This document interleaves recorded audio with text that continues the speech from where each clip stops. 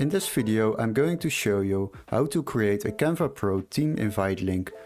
So the first step is go to canva.com, and once you are there, click on your account on the right top. There you will see a option Teams with invite team members. Click on that. Before we go further, be aware that this will bring additional costs with it.